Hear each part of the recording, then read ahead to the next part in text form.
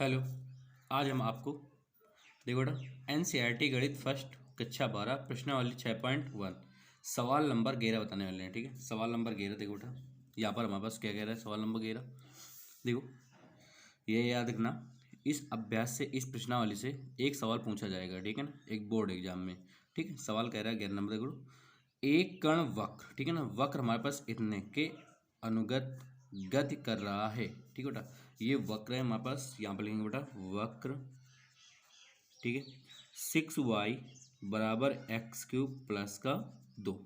ठीक है ना, क्या कर रहा है बेटा, अनुगत मतलब गति कर रहा है। ठीक है, वक्र पर उन बिंदुओं को ज्ञात कीजिए। ठीक है बेटा, हमें ज्ञात करना है वक्र के उन बिंदुओं को ज्ञात करना है। ठीक है, अच्छा फिर कह रहा है जब x निर्देशांक की तुलना में, ठीक है, y निर्देशांक के 8 गुना तीव्रता से क्या कर रहा है, बदलता है। ठीक है, बदल रहा है या बदलता है। ठीक है, तो यहाँ पर हम देखते हैं बेटा 8 गुना किसका है, y का है। ठीक है, तो कैसे लिखेंगे बेटा इसको, देखो इसमें लिखेंगे dy/dx, सॉरी dt। ठीक है, या dx लिख दे, सॉरी इसके बाद बेटा dx लिखोगे, फिर बराबर इसका इलंग 8 गुना करोगे और फिर इसके बाद में क्या हो जाएगा बेटा dx, फिर कह रहा है निर्देशांक की तुलना में। ठीक है, तो यहाँ पर लिखेंगे बेटा dx/d। ठीक है ना, dx/, और अगर मान लो यहाँ पर हम t के सापेक्ष अवकलन कर दें, ठीक है ना, तो मान लेते हैं यहाँ पर, चलो अच्छे से t मान लेते हैं। ओके, तो dx/dt dy/dt। ओके ठीक है बेटा, चलो t के सापेक्ष कर देते हैं, कोई बात नहीं। अब इसके बाद देखते हैं बेटा, यहाँ पर हमारे पास वक्र दिया है, इसको हम t के सापेक्ष अवकलन करेंगे। t के सापेक्ष क्या करने पर, अवकलन करने पर। ठीक है, तो यहाँ पर t के सापेक्ष अवकलन करेंगे, कितना है बेटा 6dy/dt बराबर 3x² और dx/dt, इसका तो मान 0 हो जाएगा। ठीक है, अब हम देखते हैं कि बेटा देखो dy/dt बराबर कितना दिया 8 dx/dt के। ठीक है, इसको समीकरण नंबर फर्स्ट दे देते हैं, यहाँ पर लिखेंगे समीकरण इससे सेकंड, इसे मान लेते हैं फर्स्ट। ओके ठीक है, अब ध्यान देना है यहाँ पर लिखेंगे बेटा समीकरण किससे, सेकंड से। ओके, तो सेकंड में हम देखते हैं बेटा यहाँ पर लिखा 8 dx/dt, तो यहाँ पर रख देते हैं। ठीक है, 6 × 8 dx/dt, ओके बराबर 3x² और dx/dt। ओके बेटा, यहाँ पर dx/dt कैंसिल हो जाएगा, यहाँ पर हमारे पास बचेगा 8×6 = 48 बराबर 3x²। बेटा 3 से यहाँ पर काट दिया जाएगा, यहाँ पर 16 आ जाएगा। ठीक है, 3 × 3 = 18, तो यहाँ पर x² बराबर कितना आ चुका है 16, तो x बराबर क्या लिख सकते हैं बेटा +/4। ओके ठीक है, अब यहाँ पर हम दो पार्ट्स में इसे लिख सकते हैं। ठीक है, तो यहाँ पर लिखेंगे समीकरण फर्स्ट में, बेटा समीकरण फर्स्ट में मान रखना है हमें। ठीक है ना, समीकरण फर्स्ट में x बराबर पहले हम लिखेंगे +4, प्लस का 4 क्या करने पर बेटा, रखने पर। ओके, फिर इसके बाद में, ठीक है, और इसके बाद में यहाँ पर लिखेंगे समीकरण, फिर पुनः हम ठीक है, पुनः बेटा पुनः समीकरण फर्स्ट में। ठीक है, समीकरण फर्स्ट में इसमें भी लिखना है, तो x बराबर बेटा -4 क्या करने पर बेटा, रखने पर। ओके चलो कोई बात नहीं, तो यहाँ पर रखते हैं बेटा। तो यहाँ पर हमारे पास वक्र दिया है, कितना 6y बराबर x³ + 2, तो यहाँ पर लिखेंगे 6y बराबर, यहाँ पर 4 का होल क्यूब हो जाएगा बेटा, 4 का होल क्यूब +2। ठीक है, अब यहाँ पर देखते हैं 6y बराबर 4 × 16 = 64 होता है बेटा, +2। ठीक है, फिर 6y बराबर यहाँ पर हो जाएगा 66, 6 से कैंसिल कर दिया जाएगा, तो y बराबर कितना आ जाएगा, यहाँ पर 11 आ जाएगा। ठीक है, अब इसके बाद में देखो बेटा यहाँ पर हमारे पास बिंदु कितना प्राप्त हो चुका है, बिंदु प्राप्त हो चुका है बेटा, हमने रखा +4 पहले। ठीक है, तो 4 और हमें 11 प्राप्त हो चुका है। ठीक है, तो पहला तो बिंदु हमारे पास प्राप्त हो चुका है। अब दूसरा बिंदु इसमें भी रखते हैं, वक्र देखो, वक्र 6y बराबर x³ + 2। ठीक है ना, अच्छा इसके बाद में देखते हैं बेटा, यहाँ पर फिर लिखते हैं 6y बराबर बेटा x⁻³ है, देखो -4 रखना है आपको। ठीक है, तो -4 का होल क्यूब, फिर प्लस का बेटा 2 हो जाएगा यहाँ पर। अब इसके बाद करते हैं बेटा 6y बराबर, अब यहाँ पर हो जाएगा बेटा 64, 4 का होल क्यूब कितना होता है 64 होता है, माइनस का वो भी है, फिर प्लस का 2। अब फिर लिखते हैं बेटा 6y बराबर, यहाँ माइनस का 62 हो जाएगा, 64 में 2 चला गया 62, फिर y बराबर माइनस का 62 बटे कितना हो जाए 6, इसे हम काट देते हैं कितने 3 से, सॉरी 2 से काट देंगे, कितना है 2 3 6 और 2 1 कम 2, फिर 2 3 6, ठीक है। y बराबर कितना आ चुका है माइनस का 31 बटे 3 आ चुका है, ठीक है। अच्छा, तो हमारे पास ये भी एक बिंदु प्राप्त हो जाएगा।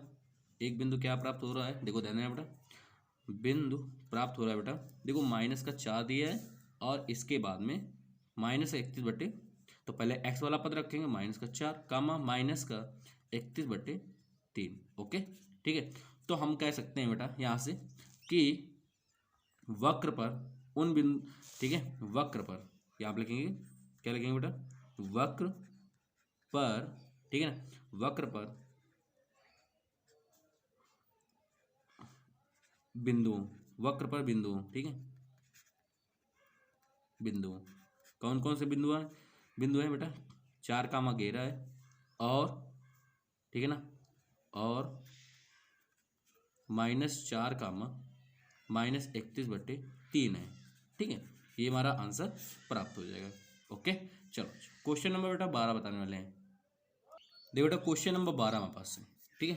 क्वेश्चन नंबर 12 कह रहा है हवा के एक बुलबुले की त्रिज्या बेटा 1/2 सेंटीमीटर प्रति सेकंड की दर से क्या कर रहा है बेटा, बढ़ रहा है, ठीक है ना। बुलबुले मतलब कि बढ़ने का मतलब क्या हुआ, मतलब कि उनका जो आकार है जो बढ़ता हुआ चला जा रहा है बुलबुले का, ठीक है ना। अच्छा, तो यहाँ पर हमारे पास जो हवा उसमें होगी, ठीक है ना, हवा है, हवा से बढ़ रहा है, ठीक है। तो यहाँ पर हमारे पास बढ़ने का मतलब क्या हुआ, ये प्लस में चलेगा, ठीक है। तो यहाँ पर बुलबुले के, ठीक है, त्रिज्या, तो यहाँ पर लिखेंगे बेटा dr/dt, ओके, बराबर 1/2 और सेंटीमीटर प्रति सेकेंड, ओके। ये हमारे पास बुलबुले बढ़ रहा है, ठीक है। बुलबुले का आयतन किस दर से बढ़ रहा है, ये हमें ज्ञात करना है बेटा, बुलबुले का आयतन किस दर से बढ़ रहा है। तो यहाँ पर लिखेंगे dv/dt बेटा बराबर क्वेश्चन में, ये हमें ज्ञात करना है, ठीक है। चलो आयतन हमें ज्ञात करना है, ठीक है। तो हम देखते हैं कि दर से बढ़ रहा है, ठीक है, कोई, जबकि त्रिज्या बेटा r बराबर 1 दिया है, त्रिज्या हमारे पास दिया है r बराबर 1 सेंटीमीटर। अब देखते हैं कि यहाँ पर देखो बेटा, फिर बुलबुले, बुलबुले मतलब एक गोले का आयतन हुआ ना, क्यों, तो यहाँ पर लिखेंगे बेटा गोलेकार, गोलेकार, ठीक है, गोलेकार बुलबुले, ठीक है ना, याद रखना बेटा, बुलबुले में हवा का आयतन, हवा का आयतन, ठीक है बेटा। तो यहाँ पर जो गोले का आयतन होता है बेटा, ठीक है ना, गोले का आयतन क्या होता है 4/3 पाई r³, ओके, ठीक है। चलो अच्छा, अब इसके बाद में देखते हैं बेटा आगे, यहाँ पर हवा बेटा v बराबर इसे लिख सकते हैं 4/3 पाई r³ बेटा, यहाँ पर t के सापेक्ष अवकलन कर देंगे, t के सापेक्ष, ठीक है, क्या करने पर बेटा, अवकलन करने पर, ओके। अब इसके बाद देखो बेटा, यहाँ पर अवकलन करेंगे तो कितना है dv/dt, ओके, बराबर बेटा 4/3 और फिर पाई इंटू, यहाँ पर लिखेंगे 3r² और dr/dt, ठीक है। फिर लिखेंगे बेटा dv/dt। अब फिर इसके बाद देखते हैं 3 से 3 कैंसिल हो जाएगा, यहाँ पर बचेगा 4 पाई इंटू बेटा त्रिज्या, त्रिज्या हमारे पास दिया भी था ना, त्रिज्या कितना दिया 1 दिया है, तो यहाँ पर 1 का होल स्क्वायर हो जाएगा इंटू dr/dt का मान कितना है 1/2 है, ठीक है, याद रखना 1/2। अब इसके बाद देखो 2 दूनी 4, ठीक है, तो dv/dt, ठीक, बराबर 1 कम 1 ही रहेगा, तो यहाँ पर कितना है बेटा 2 पाई, और यहाँ पर हो जाएगा सेंटीमीटर क्यूब प्रति सेकेंड की दर से क्या कर रहा है बेटा, बढ़ रहा है, ठीक है, याद रखना यहाँ पर। तो यहाँ पर हमारे पास तो किस दर से बढ़ रहा है, तो यहाँ पर लिखेंगे बुलबुले का आयतन, ठीक है, 2 पाई सेंटीमीटर क्यूब प्रति सेकंड की दर से बढ़ रहा है, ठीक है। यहाँ पर लिखेंगे बेटा बुलबुले का आयतन बेटा 2 पाई सेंटीमीटर क्यूब प्रति सेकंड की दर से क्या कर रहा है बेटा, बढ़ रहा है। ओके, ठीक है, ये हमारा आंसर प्राप्त हो जाएगा। ठीक है, अब क्वेश्चन नंबर आपको हम 13 बताने वाले हैं।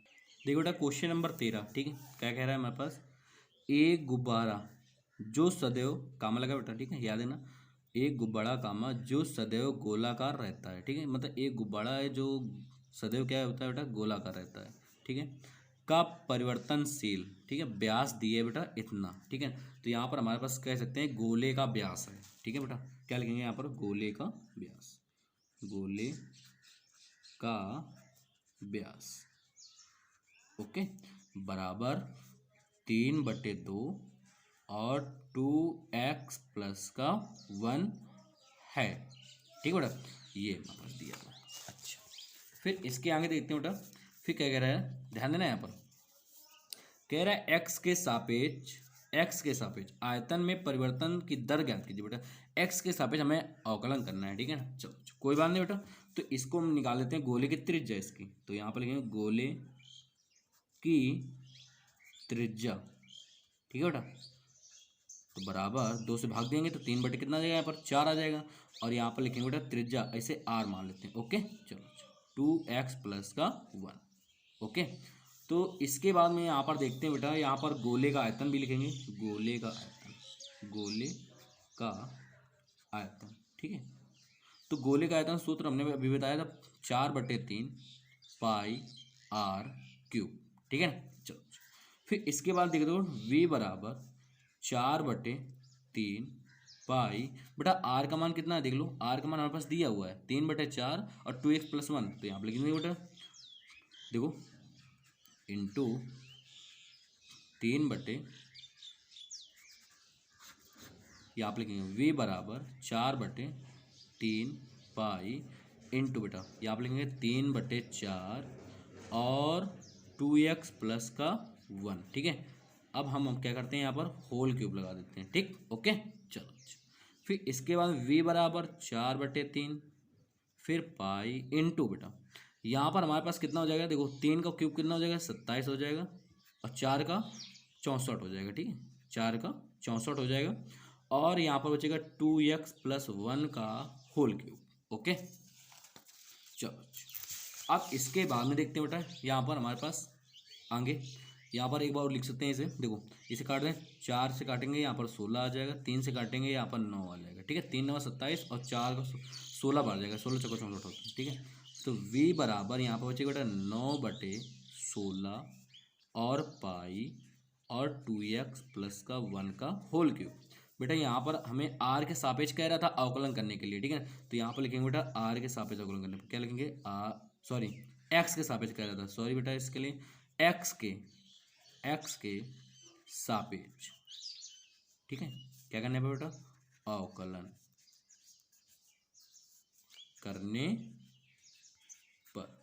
ओके, चलो तो यहाँ पर जब x के सापेक्ष करेंगे तो कितना है, dv/dx हो जाएगा बराबर 9/16 और पाई। बेटा इसका हम जब अवकलन करेंगे तो मान लेते हैं इसको अंदर का पहले x का क्यूब कितना हो जाएगा 3, फिर यहाँ पर हो जाएगा 2x और प्लस 1 का होल स्क्वायर हो जाएगा इंटू, अब इसका अंदर वाले करेंगे तो कितना जाएगा, सिर्फ 2 आएगा, 2 से कैंसिल कर देते हैं तो कितना जाएगा यहाँ पर 8। ठीक है, तो यहाँ पर लिखेंगे dv/dx। ओके, तो यहाँ पर कितना जाएगा, dv/dx हो जाएगा। इसके बाद में देखो 9 त्रिका 27/8 पाई और 2x प्लस का 1 का स्क्वायर। ठीक है, इसमें लिख दें सेंटीमीटर क्यूब, बस यही हमारा आंसर प्राप्त हो जाएगा। ठीक है, तो हमसे कह रहा था कि आयतन मतलब कि, ठीक है, गोले का आयतन किस दर से बढ़ रहा है, तो हम यहाँ पर लिखेंगे गोले का आयतन, देखो बेटा गोले का आयतन, ठीक है, गोले का आयतन 27/8 पाई 2x प्लस 1 का होल क्यूब स्क्वायर की दर से बढ़ रहा है, बढ़ रहा है। बट ये हमारा आंसर प्राप्त हो जाएगा। ठीक है, अब